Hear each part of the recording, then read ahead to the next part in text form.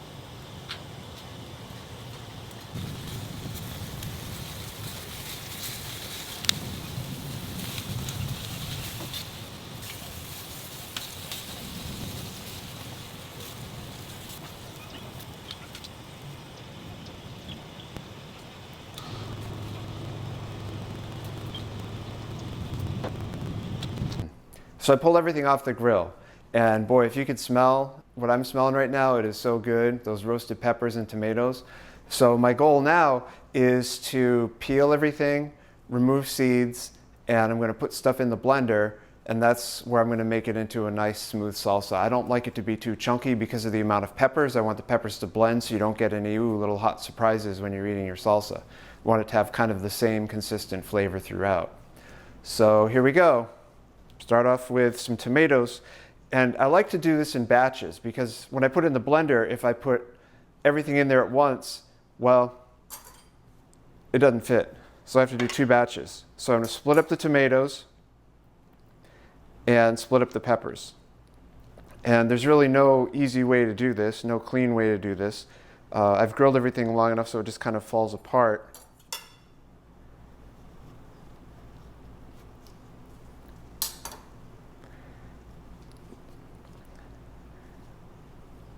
And try to remove the seeds because of reducing the water content of the tomatoes. We don't want the salsa to be too liquidy.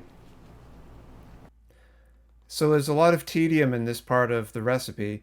Basically, you're just peeling and seeding tomatoes, then you're peeling and seeding peppers. And so there's a lot of that going on.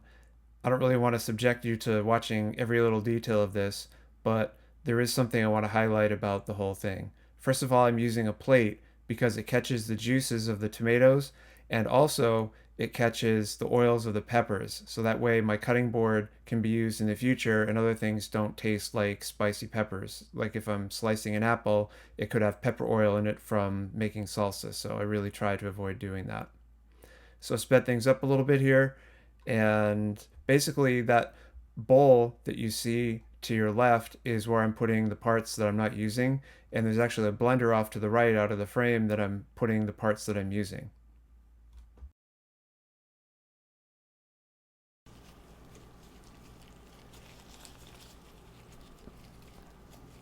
Now see how easily the skin comes off. That's one of the nice things about roasting these things.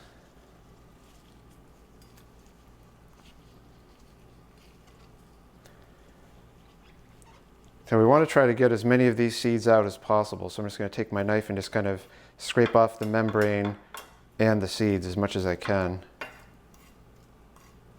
The membrane is this part right here. Now it's not crucial to get every single seed, but it is a good idea to get as many as you can.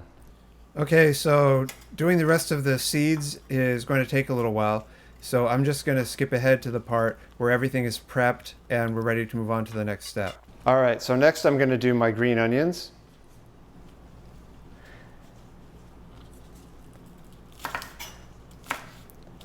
Now I'm just going to coarsely chop these because it's all going in the blender anyway.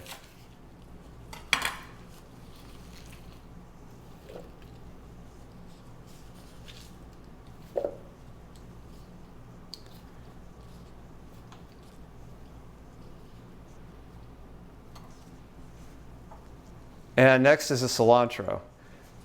Now people have strong opinions about cilantro or coriander. Some people really like it, some people don't. And I understand both sides of that.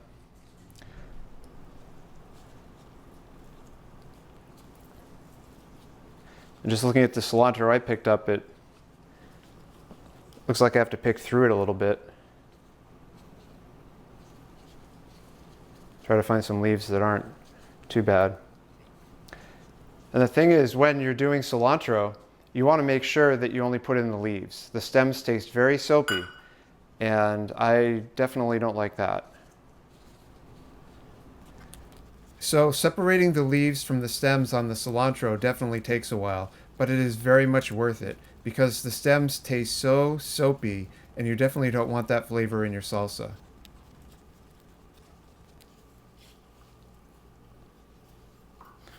All right, that's close to half a cup. I think that'll be good.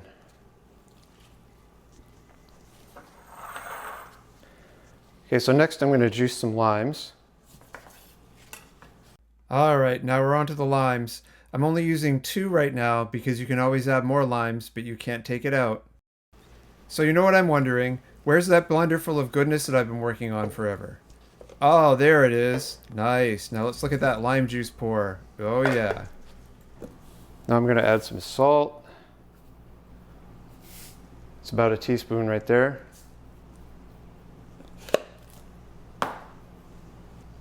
So there's a little secret ingredient I'm going to add because the tomatoes from the grocery store are not very good. They don't have a lot of flavor. They're kind of dry, mealy, not very acidic. So I'm going to add a little bit of white vinegar and a little bit of sugar, and that's going to brighten the flavor of the tomatoes up a little bit.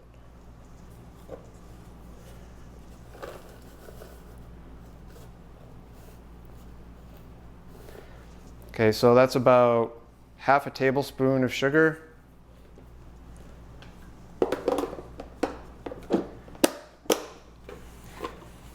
And I'm going to put in a teaspoon of the white vinegar.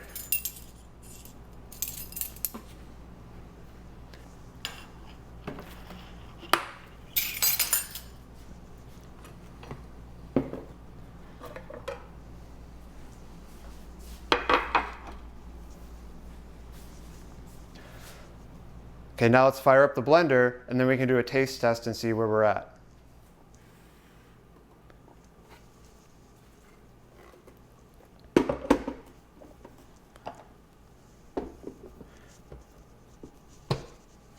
All right, now we're ready for the blender.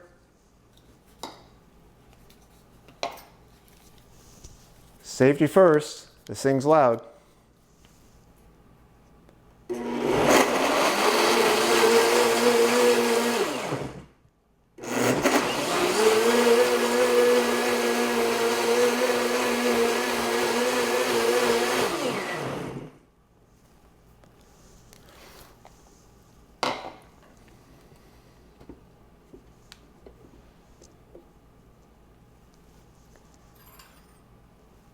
Oh yeah, so let's check it out.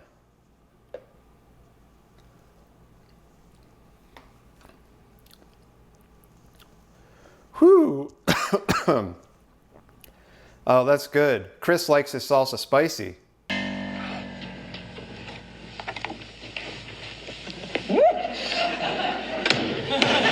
So as I'm tasting the flavor profile, I feel like I could use just a little more lime. So I only put 2. I'm going to juice another one and see if that does anything. Okay, so adding some lime is the first step in trying to improve the flavor balance. Now, with a salsa, your flavor profiles, you want heat, whatever is appropriate for you. You want acid from the tomatoes, and the lime. And also you want some saltiness, not too salty, just enough to bring out the flavor of the tomatoes and things. And you also want a little bit of sweetness just to balance out the lime. So you want acid and you want heat as your major flavors. So I'm adding lime to increase the acidity, but also I go through and I add some sugar, I taste test and add a little more salt, and then I finally get the flavors pretty well balanced. But then I notice something major that needs to be fixed. There aren't enough tomatoes in there.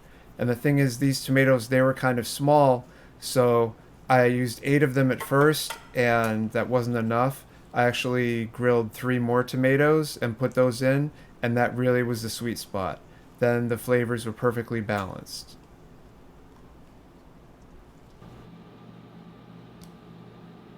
Okay, so here's a final look at that salsa. You can see the color is kind of red, but also you can see some tinges of green from the peppers, so it looks almost brown combined together. And it made just over a liter. And here's a presentation with some chips. Now let's try one out.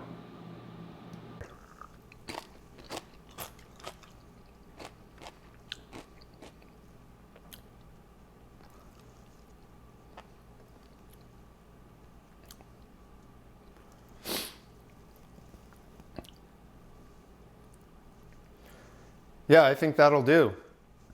So there you go. There's a great salsa you can make, and it really makes the peppers the hero ingredient. It's spicy, it has a nice sharp acidity to it, perfect amount of salt, flavors are well balanced. So next recipe, I'm going to show you how to take this salsa and turn it into a very addicting guacamole. Thanks for watching.